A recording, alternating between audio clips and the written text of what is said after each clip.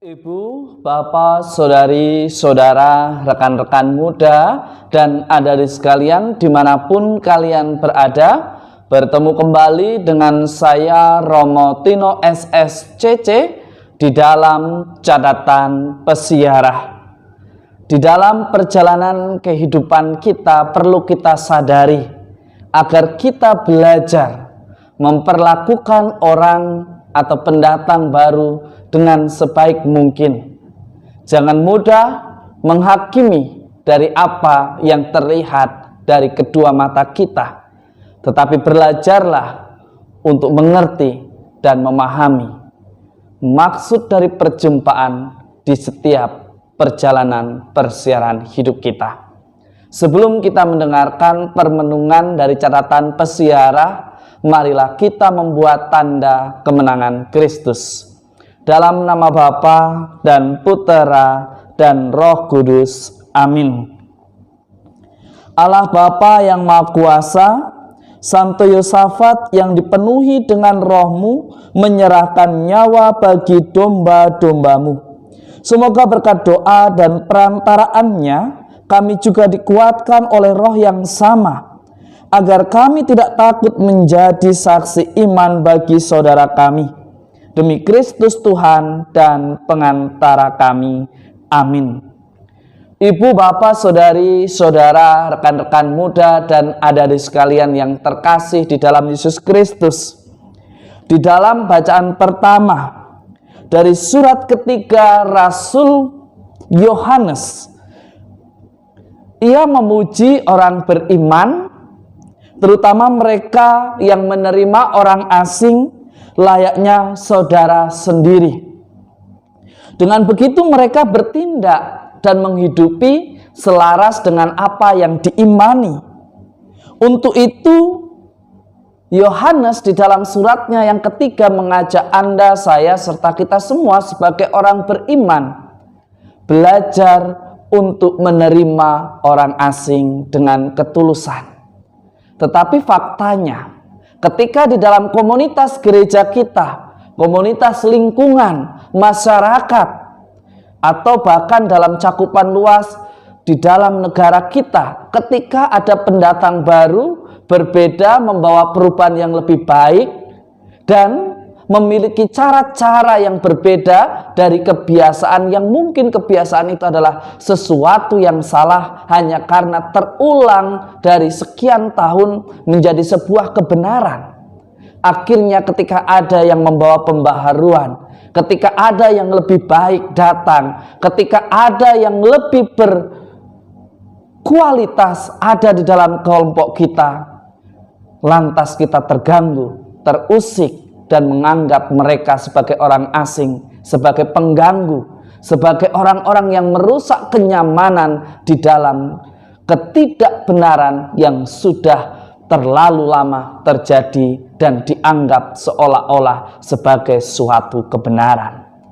Di dalam perjalanan hidup seringkali kita berpikir bahwa yang datang, yang lebih berkualitas, yang lebih memiliki kemampuan dan lebih baik dari kita sebagai ancaman. Tetapi hal itulah yang diingatkan oleh Yohanes di dalam suratnya yang ketiga pada hari ini. Di akhir pekan ini kita diajak untuk belajar menghargai sesama manusia. Jangan karena ia baru datang, jangan karena ia berbeda, jangan karena ia kelihatan akan membawa pembaharuan, lantas kita menghalanginya. Akhirnya apa yang terjadi? Akhirnya kita berjalan di tempat, baik dalam hidup rohani maupun di dalam hidup berorganisasi. Bahkan seringkali gereja yang hidup tidak berkembang karena memelihara sikap-sikap yang demikian. Selalu menganggap perubahan yang menuju kepada kebaikan sebagai suatu ancaman atas kenyamanan karena ada sesuatu yang tidak benar yang hendak diluruskan. Karena dari ketidakbenaran itu kita memperoleh keuntungan. Memang tidak nampak, memang kelihatannya benar karena dibungkus dengan pelayanan kudus yang seringkali berlatar belakang sebuah modus yang hanya sekedar memuaskan ambisi pribadi kita. Saya sangat tertarik ketika melihat orang-orang yang berjuang dalam kebenaran.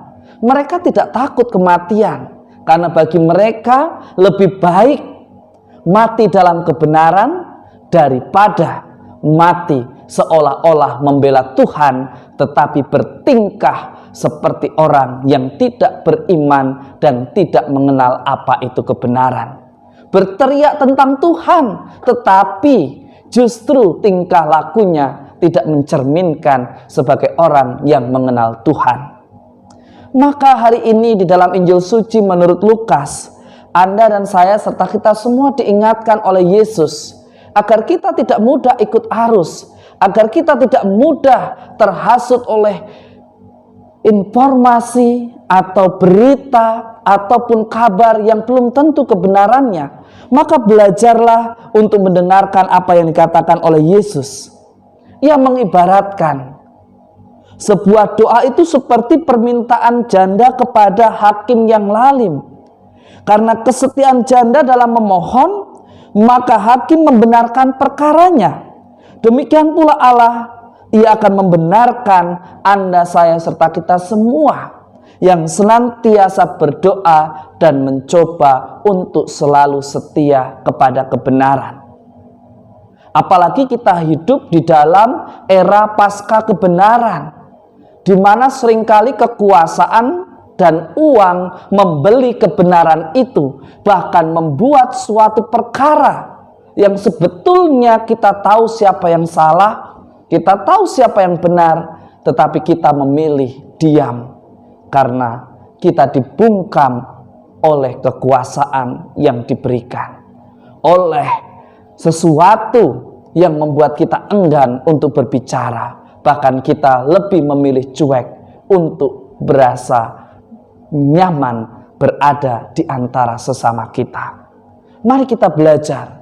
Meskipun doa itu membosankan, tapi percayalah di dalam doa dan orang yang hidup bersenjatakan doa, ia akan senantiasa dimampukan dan dilayakkan untuk berdiri tegak di dalam kebenaran. Mari di akhir pekan ini kita sudah belajar bagaimana kita diajak selama satu pekan melihat mana yang baik, mana yang tidak baik, mana yang layak untuk diberikan kesempatan dan mana yang bukan menjadi hak kita untuk menghakimi. Jangan karena merasa kita paling tahu, merasa paling memiliki kekuasaan atau memiliki harta yang banyak, lantas kita membeli kebenaran. Karena kebenaran tidak bisa dibeli. Kebenaran yang sejati akan selalu berbicara seiring berjalannya waktu. Maka jangan sia-siakan hidup beriman kita hanya karena kita ingin memuaskan apa yang menjadi ambisi. Karena kebenaran akan menjamin kehidupan abadi kita. Semoga berkat Tuhan senantiasa melindungi dan memberkati kita semua, Bapa dan Putera dan Roh Kudus. Amin. Ibu, bapak, saudari, saudara, rekan-rekan muda, dan adik-adik sekalian yang terkasih, Santo Yosafat mengatakan Tuhan memberi kita rahmat untuk menumpahkan darahnya demi kesatuan gereja dan demi ketaatan kepada yang kudus. Itulah yang didoakan oleh Santo Yosafat. Ia rela mati dalam kebenaran daripada harus berkompromi dalam kejahatan. Jangan takut untuk berdiri dalam kebenaran.